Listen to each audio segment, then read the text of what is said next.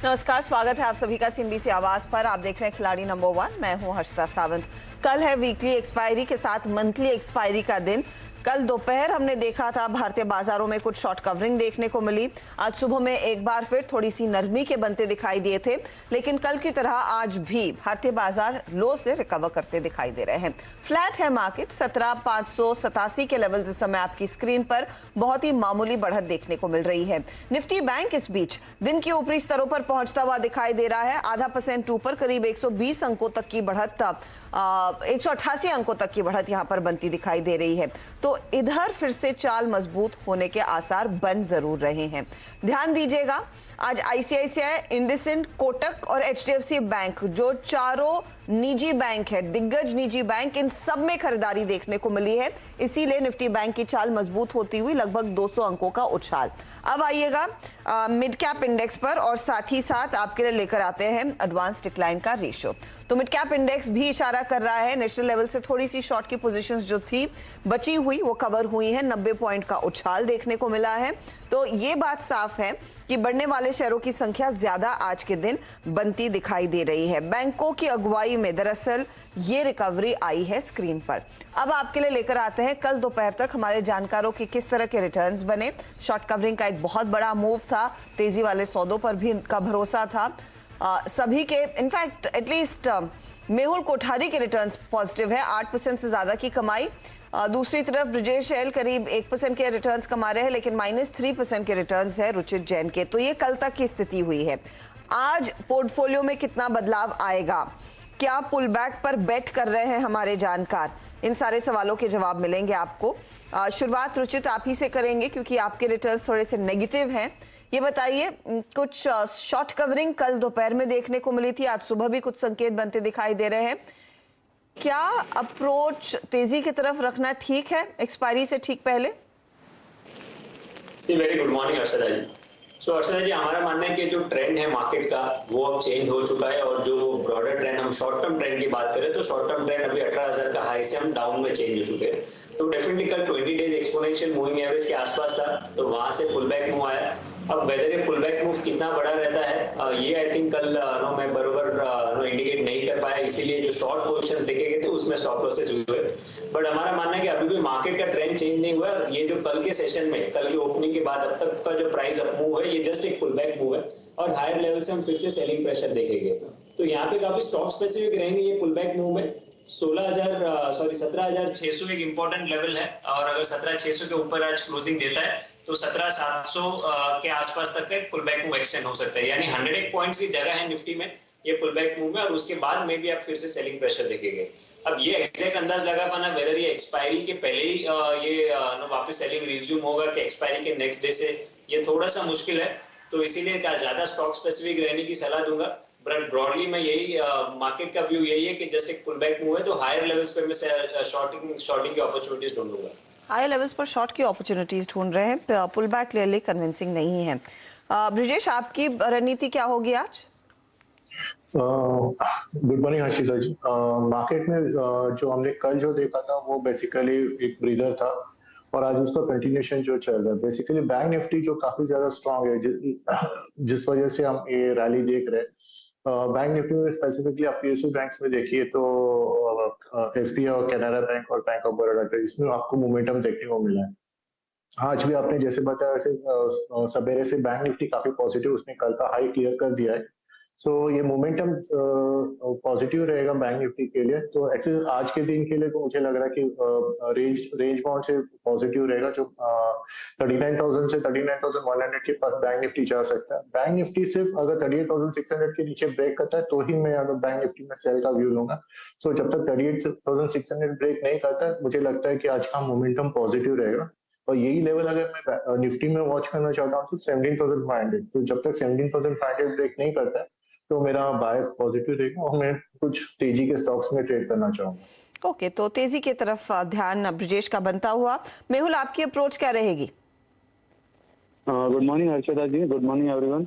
देखिए हर्षदा जी, जो जिस हिसाब से जिस मोमेंटम से हमने सेल ऑफ देखा था मार्केट में 2 दिन का, तो उसके साथ ये pull back rally was expected. But at the same time मैं ये कहूंगा कि फिलहाल मैं कुछ भी प्रीएम्प्ट नहीं करना चाहता। ये जहां तक जा सके जाने दीजिए ये रैली को, जितना ऊपर जा सके तब तक हम स्टॉक स्पेसिफिक एक्शन लेंगे और स्टॉक्स में जो भी मोमेंटम हमें मिलता है तो उसका फायदा उठाएंगे। प्रीएम नहीं करेंगे, जहां पर भी हमें लगा कि एग्जॉस्शन आ रहा है फिर से पुल बैक का, तब हम सेल के लिए सलाह देंगे। बाकी व्यू सेल का है, बट कहाँ से है फिर से सेल ये बोलना मुश्किल है। जितना जाता है जाने दीजिए, लगभग 17,700 भी आ सकता है और एक्सटेंड होकर 17,800 भी आ सकता है, बिकॉज कल एक्सपायरी है। बट जहां पे भी कंफर्मेशन मिलेगा हम सेल के लिए देखेंगे। ये जो अपसाइड है मार्केट में वो हम एक बार के लिए इंडेक्स स्पेसिफिक इग्नोर करेंगे, stock specific of course yes will participate. तो स्टॉक स्पेसिफिक्स पर ज्यादा जोर दे, इंडेक्स क्या कर रहा है उस पर नजर रखें लेकिन एक्शन ना लें। ट्रेंड ढूंढने की कोशिश करेंगे तो थोड़ा सा फंस सकते हैं बेसिकली। चलिए एक एक करके सबका पोर्टफोलियो आपकी स्क्रीन पर लेकर आएंगे। रुचित का पोर्टफोलियो पहले स्क्रीन पर देखिएगा। हीरो मोटोकॉर्प में इन्होंने जो सेल का ट्रेड दिया था उसके साथ बने हुए हैं। दूसरी तरफ इन्होंने आज सुबह में यूनाइटेड ब्रूरीज के सेल साइड के ट्रेड से एग्जिट किया 1638 के लेवल्स पर। कल इन्फो एज में स्टॉप लॉस ट्रिगर हुआ था।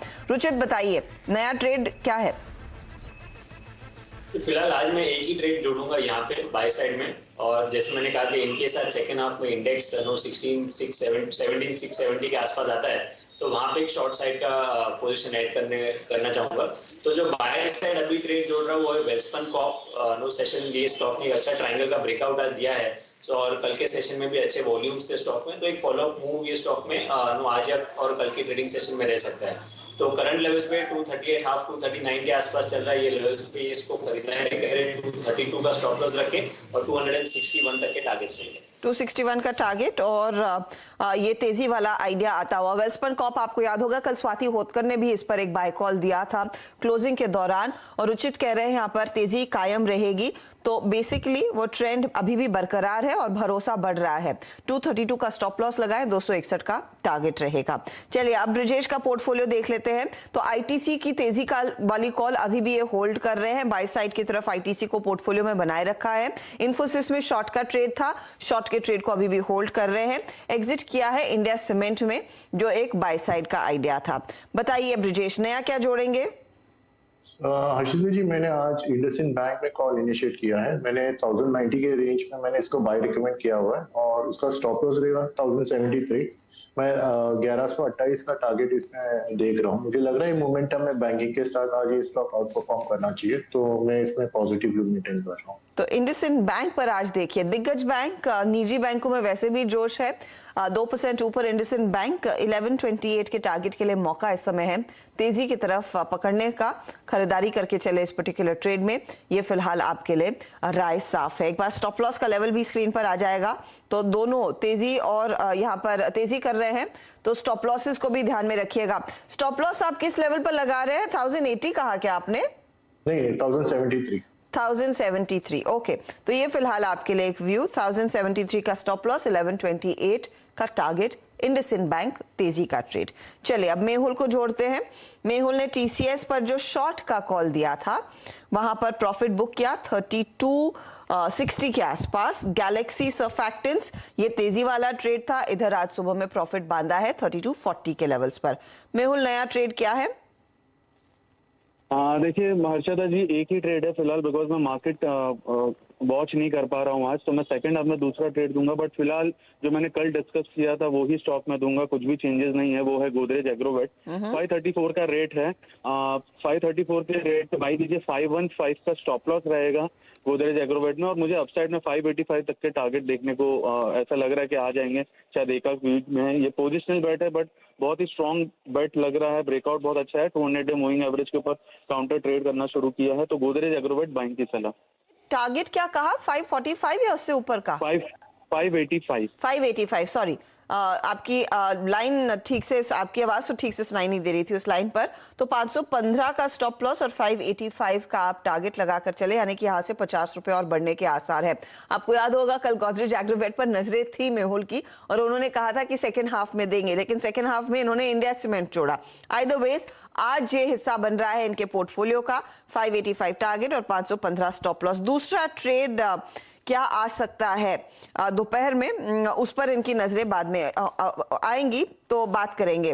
ब्रिजेश, इंडसइंड बैंक के साथ दूसरा ट्रेड कुछ है हाथ में या फिर आप भी सेकंड हाफ का इंतजार करेंगे? हाँ, मैं मार्केट को थोड़ा वॉच करना चाहूंगा। अगर ऊपर की तरफ कंटिन्यूएशन रहता है मोमेंटम तो शायद मैं एक बाय कॉल लूंगा, नहीं तो फिर मैं एक जो मेरे एग्जिस्टिंग कॉल है उसमें से कोई एग्जिट करके फिर नया कॉल इनिशिएट करूंगा। थोड़ा वेट एंड वॉच करूंगा मैं एट प्रेजेंट सिचुएशन पे। रुचित, आपका भी यही प्लान है?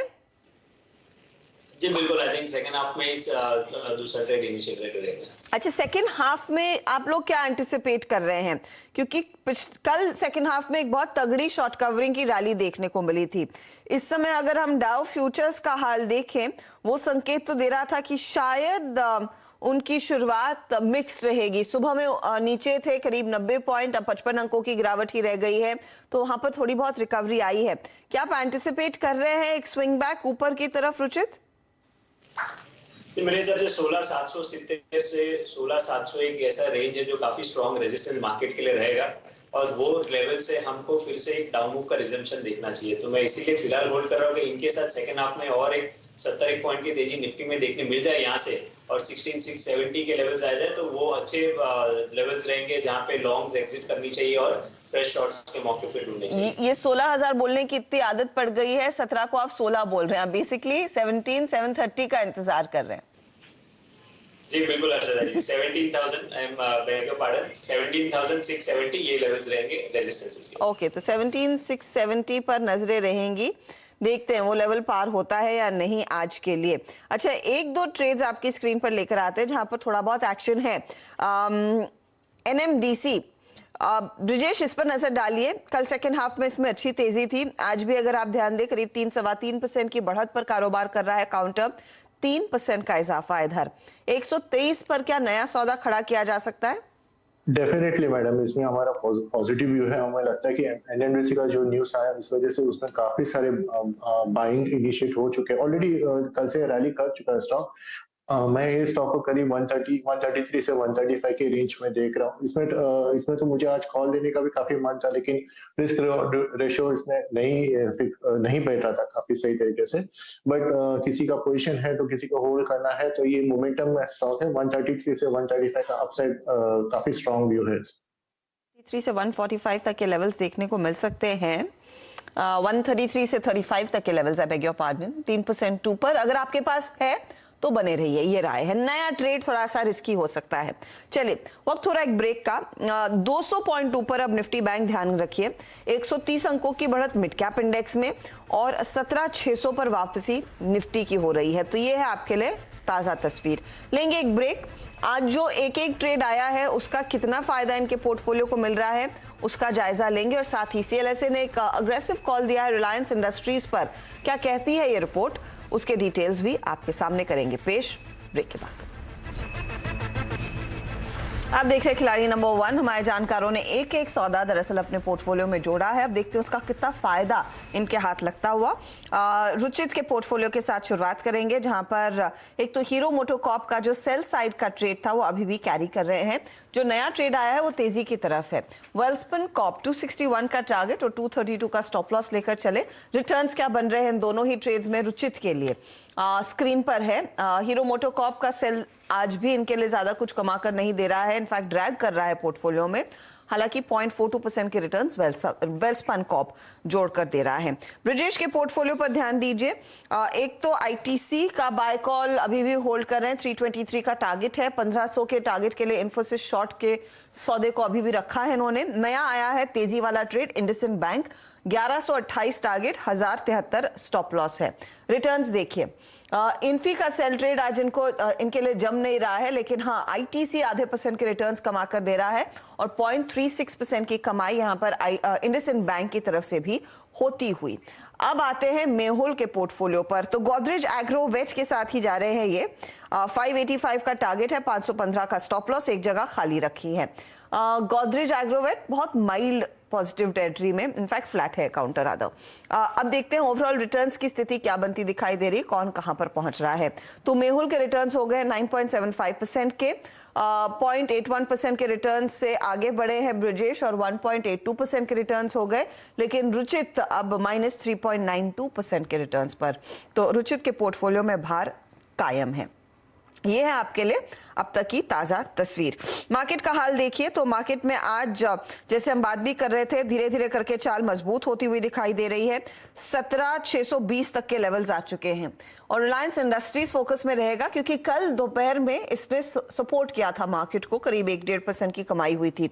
इस समय 2656 के लेवल्स पर ट्रेड करता हुआ ये स्टॉक अब रिलायंस रेडार पर इसीलिए है क्योंकि सीएलएसए ने एक रिपोर्ट निकाली है और टारगेट ऊपर के दिए हैं, 3000 के ऊपर के टारगेट्स आए हैं। क्या कह रहा है सीएलएसए? यतिन हमारे साथ है। Good afternoon Harshada, sorry good morning ही है। बात करते हैं रिलायंस इंडस्ट्रीज की, जहां सीएलएसए ने अपना लक्ष्य बढ़ाया है लगभग 10% से, और अगर हम नए टारगेट की बात करें तो यहां 3100 के ऊपर आपको ये टारगेट आता हुआ दिखाई दे रहा है। अब जो टारगेट है वो 3180 है, जो उन्होंने चेंज करके बढ़ाया हुआ है।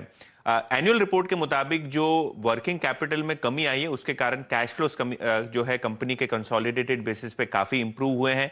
अगर हम बात करें टेलीकॉम की तो यहाँ भी कंपनी ने काफ़ी अच्छा मार्केट शेयर बढ़ाया है। इसके अलावा जो न्यू एनर्जी इनिशिएटिव है, यानी ग्रीन हाइड्रोजन से लेकर सोलार के इनिशिएटिव्स हैं, जहाँ कंपनी का फोकस है, वहाँ से आप नई ग्रोथ आते हुए आगे चलते हुए देखने को मिलेंगे।